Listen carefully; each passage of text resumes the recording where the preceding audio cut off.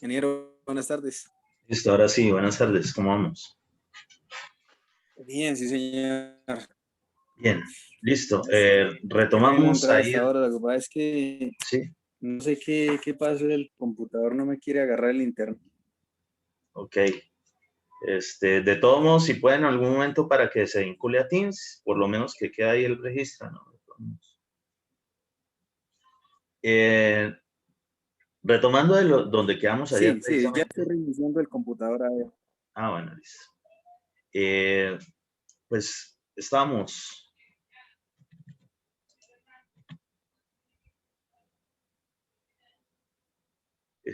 simplemente repasando todo eso esos conceptos de sismoresistencia, ¿sí?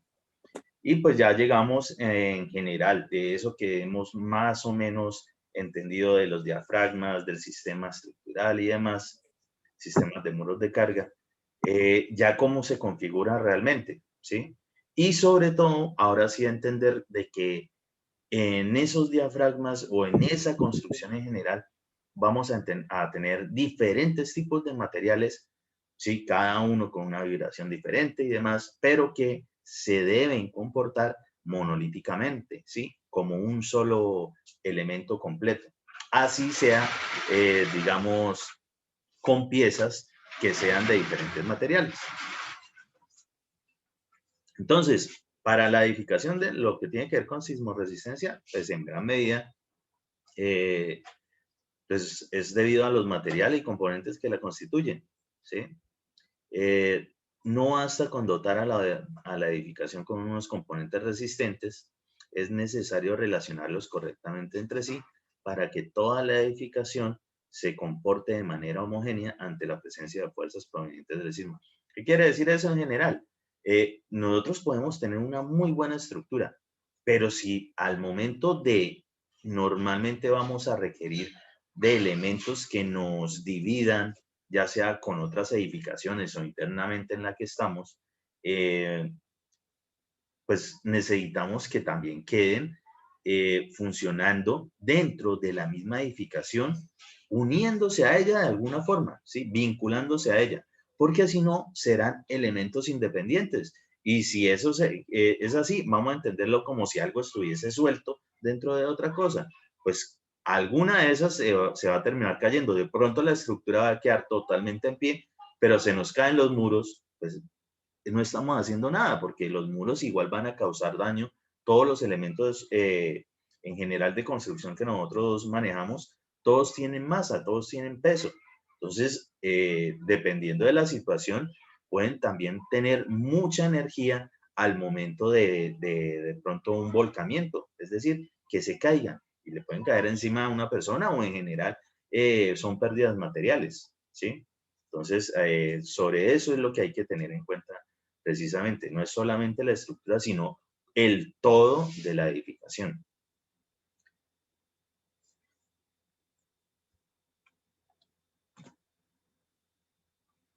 Entonces, recordando de esos videitos corticos que vimos en la segunda clase, lo de la uniformidad.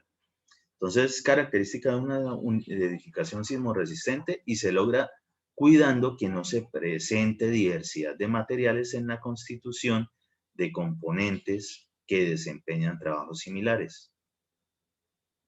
Y precisamente ahí lo podemos más o menos observar en el gráfico. Si los muros de carga son de ladrillo, no deben combinarse con otros vaciados en hormigón o de otro material. ¿Cómo así? Entonces, vamos a suponer, ¿sí? Este muro.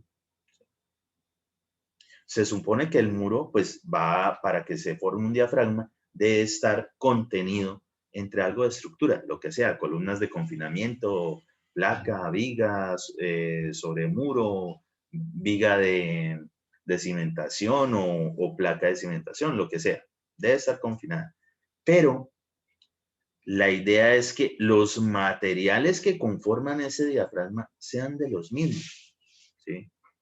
Entonces, a lo que quiere decir eso es que si tenemos un ladrillo que normalmente los pues, provienen de materiales arcillosos y de pronto pasamos a otro elemento que no es exactamente el mismo, aunque va a quedar dentro del muro, va a tener alguna complicación, va a tener algún problema. Entonces, la idea es, si es el caso que por alguna cuestión de diseño sea así, más o menos lograr, digamos, aislar o identificar o separar cada uno de esos diafragmas según los tipos de materiales. Por eso es que nosotros acostumbramos, si los muros van a ser todos en el primer piso de cierto material, no estamos variando en la misma constitución del mismo muro de uno a otro, sino que la mantenemos por lo menos dentro de ese confinamiento, dentro de ese diafragma, vamos a intentar mantener esa homogeneidad. ¿Sí? Entonces, no deben aparecer algunos elementos de soporte en madera, metal o ladrillo. Si la cubierta está constituida principalmente en madera, debe evitarse su combinación con elementos metálicos, pues puede ser para cumplir el papel de vigas. La heterogeneidad de materiales en una construcción facilita el mal comportamiento ante un sismo por la variedad de características y resistencias de los diferentes materiales. Entonces, heterogeneidad de materiales da como resultado un mal comportamiento sísmico. Eso es lo que tenemos que tener en cuenta. Entonces, cuando ocurre heterogeneidad o que vamos a tener por diferentes cuestiones de diseño varios tipos de materiales, lo que vamos a hacer prácticamente es buscar, ojo, no me mezcle en el mismo muro una cosa con otra, sino que vamos a intentar, entonces, si es que quiere combinar muchos materiales, pues los vamos aislando por diafragmas, es decir, los de la misma característica los vamos a confinar hasta cierto punto y de ahí para allá empezaremos con los siguientes. Eso sí puede y eso no tiene problema. El detalle es exactamente en la misma zona.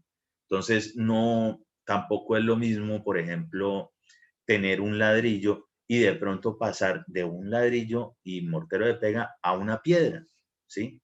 Lo que se busca es que sean o todos piedra, o todos ladrillo, o todos bloque estructural, sea el que sea, dentro de ese diafragma, dentro de ese plano confinado.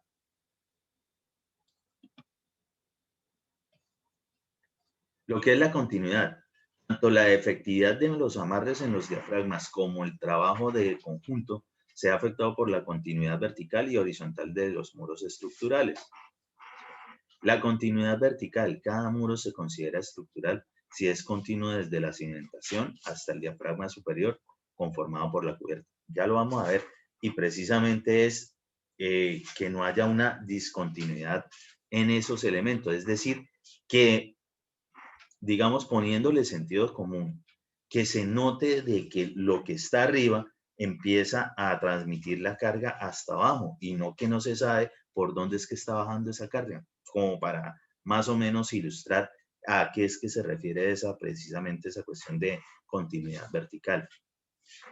A partir del diafragma en el que el muro pierda continuidad vertical en más de la mitad de su longitud horizontal, el muro deja de considerarse estructura. Es decir, que para el caso, si no existe continuidad, pues precisamente no nos va a servir como un sistema de muros estructurales. La continuidad horizontal cuando los muros estructurales están alineados horizontalmente, al menos conformando parejas. Es decir, normalmente se busca de que si hay uno por acá, el otro va a estar enfrentado, ¿sí? Paralelos prácticamente. Entonces, a eso es que refieren parejas. Ah, bueno, que necesitamos en la otra dirección. Entonces, en la otra dirección, pues vamos a tener los otros. Eso es como básico fundamental de eso. Cuando no exista alineamiento horizontal, el amarre del muro al nivel de los diafragmas debe llevarse hasta los amarres transversales adyacentes. Debe existir aproximadamente la misma longitud de muros en las dos direcciones perpendiculares a la vivienda. Recordemos de nuevo que estamos haciendo énfasis en casas de 1 y 2 pisos, donde eventualmente la construcción no necesariamente tenía un cierto diseño muy elaborado, pero pues básicamente sí debe cumplir con estos requisitos mínimos o parámetros para que su funcionalidad precisamente la convierta en una edificación sismo resistente. Debe existir aproximadamente la misma longitud de muros en las dos direcciones perpendiculares. Esto se debe a que las fuerzas del sismo se pueden presentar en cualquier dirección. Cuando la vivienda tiene 2 pisos, es necesario que los muros de carga del techo sean una continuación de los muros del primer piso que se apoyan sobre la cimentación. Entonces,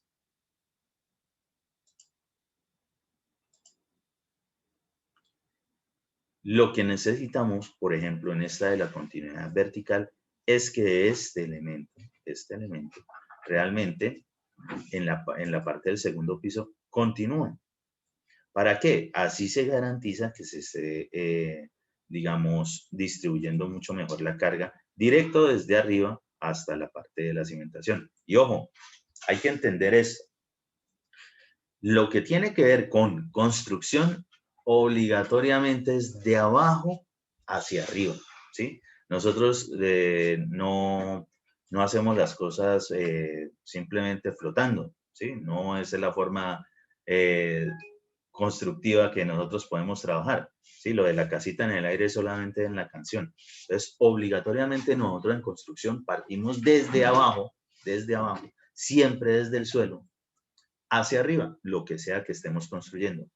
Mientras que un análisis de cargas, ¿sí? Lo que ustedes siempre han hecho en la línea de estructuras, siempre es de arriba hacia abajo.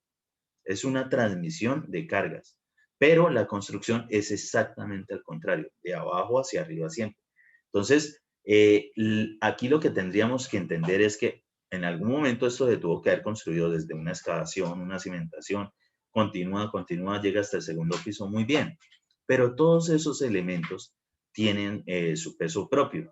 Adicional de eso, pues dependiendo de la situación o condición de carga, pues tendrá sismo, viento, nieve, lo que sea. Entonces, la cuestión es que cuando se presente eso, ojalá todo el sistema estructural pues tenga una continuidad para garantizar de que no van a haber problemas al momento de bajar la carga y llevarla hasta que se disipe en el suelo.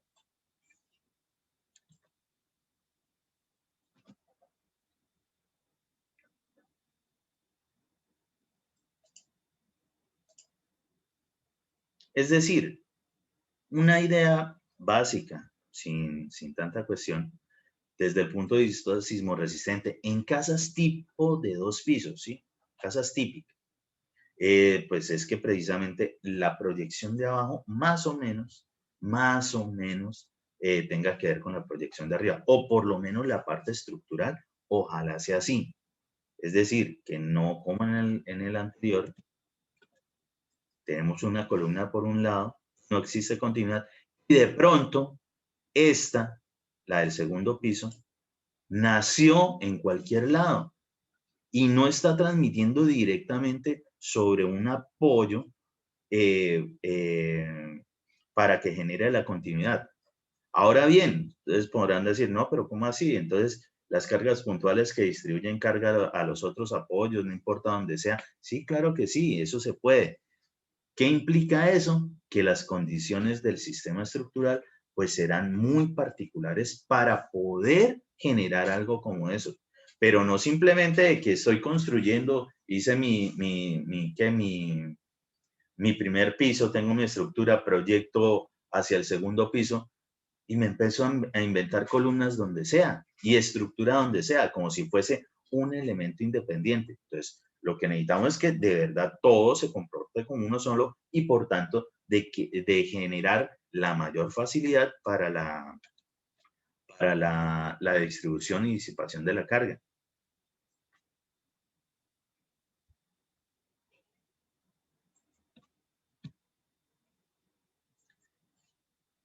Criterios básicos para la unidad estructural. Esto pues más o menos fue lo que medio hablamos un momentico en la clase del martes. John Byron pues lo nombró de que logró identificar la separación entre una y otra vivienda. Claro que sí, es fundamental. Ahí lo tratamos en ese momento. Que normalmente lo rellenamos con algo, pues como para que no se vea un hueco allí, empezando que dejar un hueco como tal al momento, no importa que sea una región casi desértica, en algún momento llueve. Y la precipitación, el agua lluvia, pues se va a filtrar por allí y va a generar problemas precisamente de filtración de humedades. Entonces, es necesario, digamos, aislar un poco en esa zona. El otro aislamiento, que era el que hablamos, era el de por lo menos, colocar láminas de icopor. Ya si depende de la envergadura del proyecto, pues requerirá de que tenga otro tipo de elementos, por ejemplo, los neoprenos. Entonces, una unidad estructural es una vivienda o grupos de viviendas, ¿sí? Como en las urbanizaciones típicas, que configuran un solo cuerpo estructural, separadas de las otras unidades estructurales mediante juntas de construcción. La separación constructiva exige muro doble, el cual puede tener cimentación compartida o separada, según haya desnivel o no entre los pisos. La unidad estructural se selecciona teniendo en cuenta los siguientes criterios. Debe tener una longitud menor a 3 veces su ancho, ¿sí? Esa es una medida más o menos típica como para una construcción, donde también genera una distribución, digamos, más o menos coherente. Escoger la junta de construcción en los siguientes sitios. Ojo, para el caso, nosotros siempre que tengamos un desnivel, es decir, como generando terrazas o hagan de cuenta una gran escalinata, pero en un terreno. Entonces, al tener eso y que sea una sola urbanización, es necesario de que allí se corte precisamente esa continuidad. Entonces, es necesario generar allí juntas. Entonces, cambios de nivel, en cambios de paramentos, si el saliente es superior al 25% de la profundidad. Y aquí les hago la pregunta, ¿tienen ya o entienden qué es un paramento? No, yo no, ingeniero. Ok, No, señor, no. listo. Ese es un término importantísimo para nosotros. Vamos a intentar a ver, entenderlo. De pronto con el de ayer.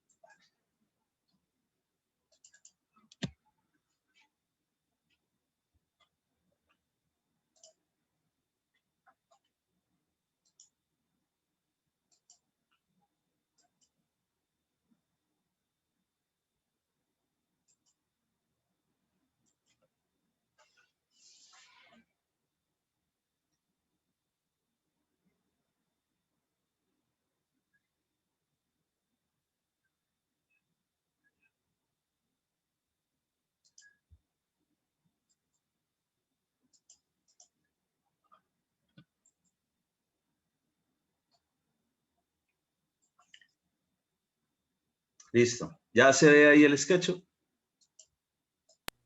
No, señor. ¿No?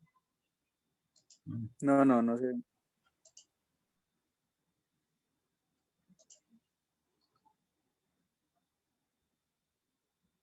Dale, ahora ya. ¿Listo? Ok. Muy bien. Supongamos que tenemos una urbanización como esta, con ese tipo de bienes. ¿Listo? Bueno, a lo mejor por acá.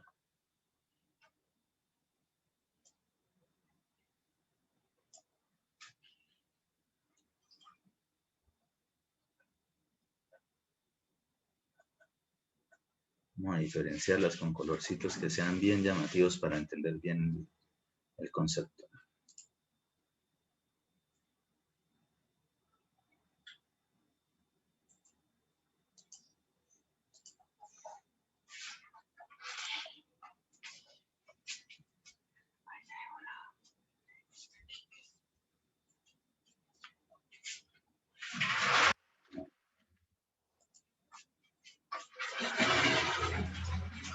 Muy bien. Entonces, ¿qué es un paramento? Un paramento es, digamos, un plano o una línea imaginaria respecto de cómo es la construcción de los vecinos. Es decir, dentro de las normativas de urbanismo que maneja la Curaduría Urbana y demás y planeación municipal, digamos, vamos a entenderlo así como siendo más exageraditos, una casa, por mucho que sea su casa, usted no la puede sacar a que quede en la mitad de una vía, ¿sí? Entonces, no, listo, está bien, en la vía no, porque se estrellan los vehículos. Ok, listo, entonces metámoslo más acá.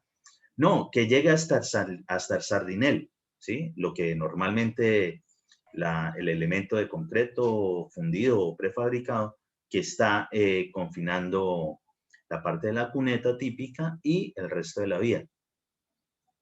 Entonces, que la casa llega hasta allí, entonces, uy, no, pero entonces pongámosle lógica. ¿Qué pasa si una casa llega directo hasta el Sardinel? Pues al peatón, al que esté caminando por allí, obligatoriamente le va a tocar caminar sobre la calle, sobre la vía. Entonces, eso no está correcto. Para eso deben haber andenes, caminarías que son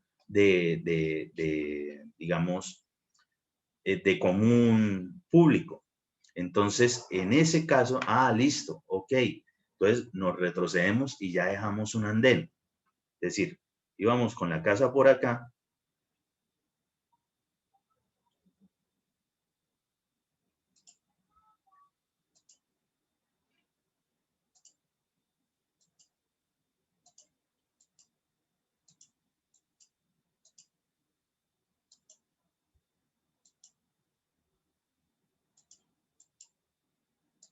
Íbamos en la vía.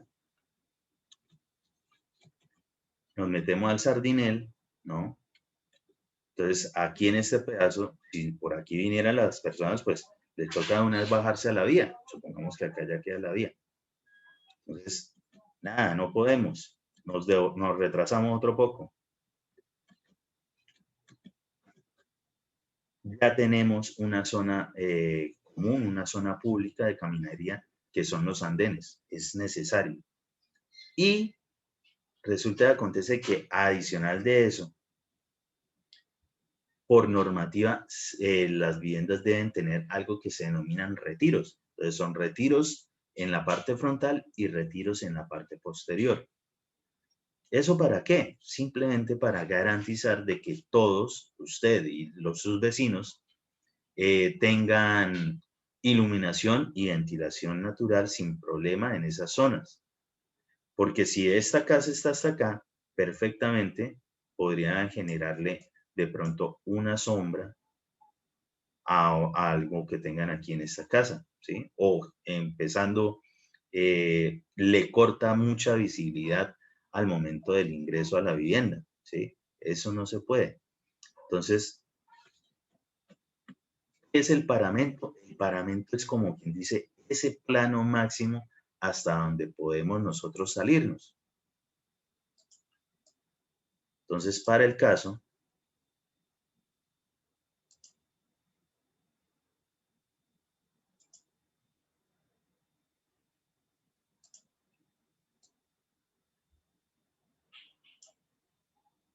ese sería el máximo, ¿sí? Ese sería ese plano que estamos viendo más o menos ahí. Eso sería el paramento de esas viviendas. Ahora, ese es el paramento de esta zona.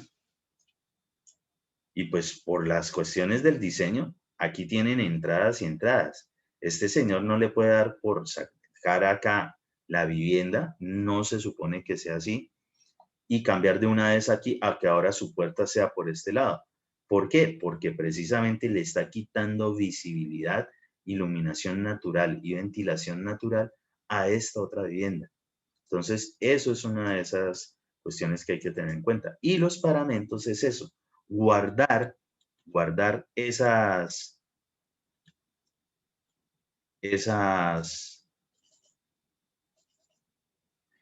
proporciones de cómo hasta dónde podemos nosotros generar las edificaciones. Ahora bien, dentro de las normativas, también para entenderlo, en los segundos pisos sí pueden salir un poco. Ojo, ¿por qué? Porque allí en un segundo piso, eventualmente acá, no está impidiendo ningún paso por este lado. Ahora bien, ¿hasta dónde puede salir? Máximo hasta 1,50 del antejardín. Esto es lo que denominamos antejardín, esta zona. ¿Sí? Esta zona. ¿Y por qué máximo hasta 1,50? Porque se supone que la medida del antejardín, justo donde termina el andén y ya va a empezar, como quien dice, el lote de la vivienda, de la edificación, se debe tener un retiro más o menos de 3 metros, más o menos, ¿sí? 3 metros, más o menos. Que para el vehículo, no, normalmente en 3 metros de pronto no alcanza a entrar el vehículo. A veces sí, a veces no, depende. Entonces, por eso también en los diseños normalmente generan esos cambios volumétricos para, digamos, adecuar a la situación general de la población. Entonces, en el segundo piso sí puede máximo hasta 1,50 o máximo hasta la mitad, ¿sí? Hasta la mitad de lo que vendría siendo el retroceso del antejardín, el retroceso por la parte frontal. ¿Qué pasa en la parte posterior? Que les estaba hablando que tenía también retroceso. Bueno, vamos a simular por acá.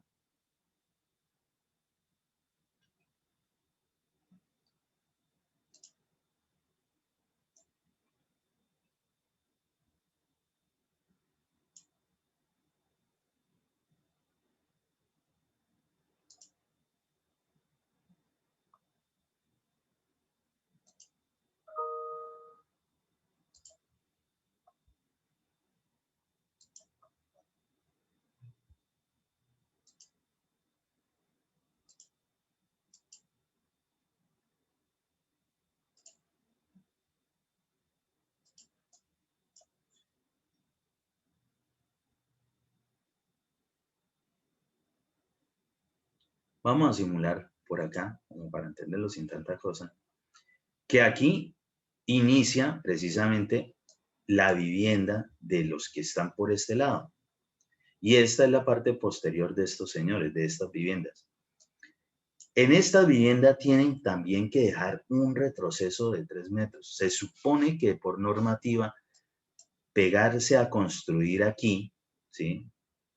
Generemos un volumen por ahí. Digamos que le pertenece a esta vivienda.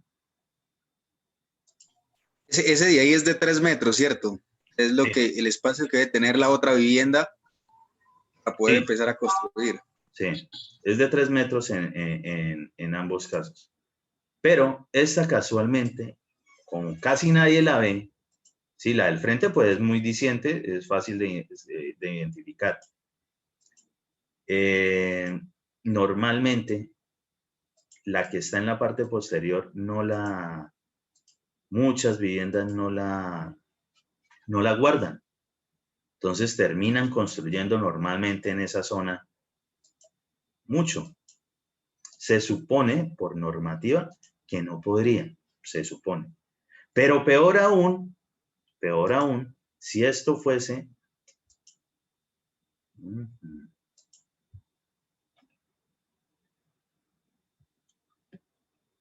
Si esto fuese un segundo piso.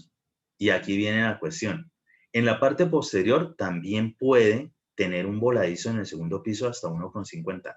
¿Por qué hasta 1,50 también? Porque si llegaran a salirse justo hasta esta zona, la visibilidad normalmente acá tendrá alguna vivienda o alguna cuestión, ya le van a tener, ya van a poder saber qué están consignando los vecinos de atrás, quién se está bañando en la pileta, qué sé yo, en general. Pero adicionalmente a eso, esto le va a generar alguna sombra en esa vivienda, ¿sí? Va a impedir una ventilación natural. Entonces, eso por normativa, pues no es permitido. Y pues digamos que si cuando se le explica a las personas eso de que tiene cuestiones de iluminación natural y ventilación, que está en contra del vecino, casi que no le toma importancia, pero apenas uno les dice, ojo, eso le va a acarrear problemas porque esa persona lo puede denunciar a usted en la Curaduría Urbana, en la Defensoría del Pueblo, en Planeación Municipal, Y si vienen y ven que usted, primero, construyó mal, y segundo, aparte de eso, de pronto construyó sin licencia de construcción, perfectamente le demuelen toda esa construcción y pierde su dinero, ¿sí? Adicional de eso, pues, también concientizar a las personas de que generar de que otros tengan que estar encendiendo luminarias y demás, pues eso es, digamos, atentar contra el medio ambiente, ¿sí? Generar gastos de energía inoficiosos. Entonces, eso hay que tenerlo en cuenta. Entonces, ya sabemos bien qué es un paramento para el caso. Entonces, respecto del paramento máximo, en este caso sería este plano, ¿sí? Y el otro paramento, el de retroceso, pues vendría siendo este. Esto no quiere decir entonces de que, pero si ya teníamos uno por acá, esta puede salir un poquito más. No, ya eso está determinado de cómo deben ser esas distribuciones. ¿Entendido lo del paramento? Sí, señor. Ok, Sí, Inge. listo. ¿Estamos en la diapositiva ya? Sí, Sí, Listo. En cambios de calidad del suelo, en cambio de número de niveles, en cambios de topología de la unidad arquitectónica. Entonces, al diseñar una vivienda se debe tener en cuenta conformar los espacios como si fueran cajones rígidos. No pueden tener de largo más de 3 veces el ancho. Cuando se diseña solo una vivienda como unidad estructural, ya diferente, por ejemplo, esto que son diferentes viviendas. Ahora bien, nos decían de que si de pronto, o lo alcanzamos a hablar, que de pronto podían compartir muros. Sí, el compartir muros quiere decir realmente es que tiene el que le pertenece, por ejemplo, al de esta vivienda, un muro por acá, y de pronto el de acá tiene es el que le corresponde a él. Digamos que a la vista está configurada la separación, pero realmente a cada uno le falta un pedazo de muro para estar exactamente dentro de su lote.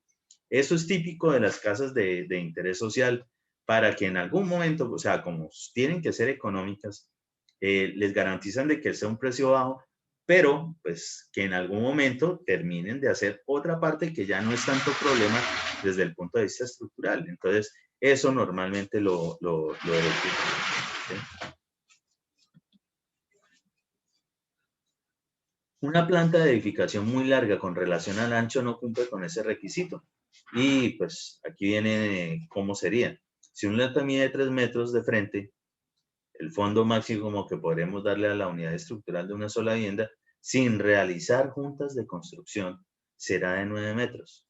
O sea, 3 metros de frente por 3 veces el ancho. ¿Sí? Simple. La mayoría de los lotes que se venden comercialmente de forma independiente tienen un fondo razonable y a veces menor que la regla. Sí, correcto. Por ejemplo, un loteo muy común es de 6 metros de frente por 12 o 15 metros de fondo. Claro que decíamos 15, 17, depende. Pero sí, esto ya es por cuestiones más comerciales que otra cosa. En esos casos no se necesita realizar juntas porque si aplicamos la regla, solo sería necesaria a partir de los 18 metros, ¿sí? Y este caso es aplicable cuando solo vamos a construir una vivienda. Cuando realizamos una unidad estructural compuesta por varias viviendas que tienen igual diseño arquitectónico, o sea que vamos a construir una manzana, por ejemplo, podemos construir máximo 30 metros sin colocar la junta. Y la junta tendrá un ancho mínimo de 2.5 centímetros por cada piso construido. Y se colocan las juntas en los sitios recomendados anteriormente. ¿Dónde? Entonces, por ejemplo,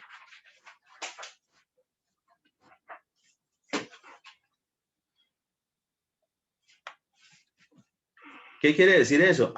Que en una manzana, y normalmente es así, usted logra identificar después de esas medidas, sí, de 30 metros para allá, como que parten esa cuestión, parten de pronto la cimentación, es decir, la dividen para iniciar una nueva configuración. Eso hace parte de la cuestión de las juntas.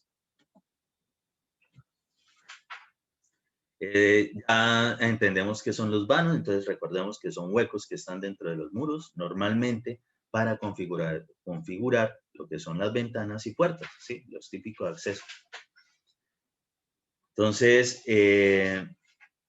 al dejar los vanos, se debe tener en cuenta que hay que dejar unos frente a otros, es decir, que sean simétricos y que cumplan con los siguientes requisitos. Ojo, los requisitos que vamos a ver son precisamente con esa configuración de medidas que viene ahí. Entonces vamos a entender que tiene un muro mirándolo de frente, vista frontal, tiene un largo, tiene un alto, ¿sí?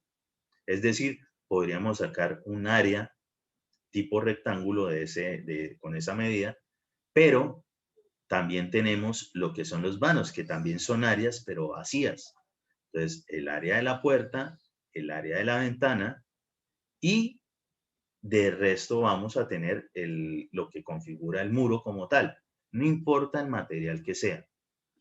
¿Qué tenemos que tener en cuenta fijo?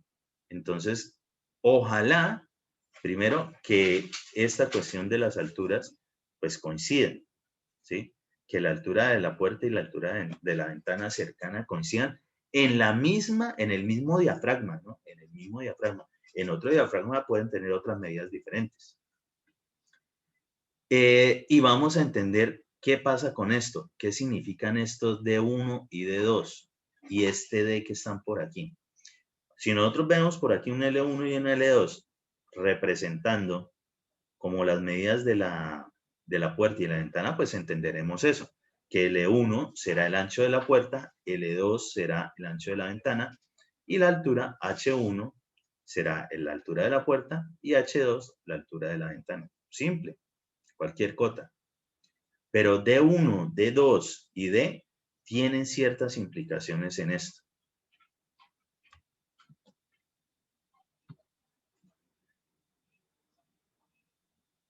Esas Ds, notémoslo por aquí de rapidez, antes de que acabe la sesión, tienen un nombre que las identifica y es machón. Y de hecho, esos son los nombres técnicos. Este espacio, esta medida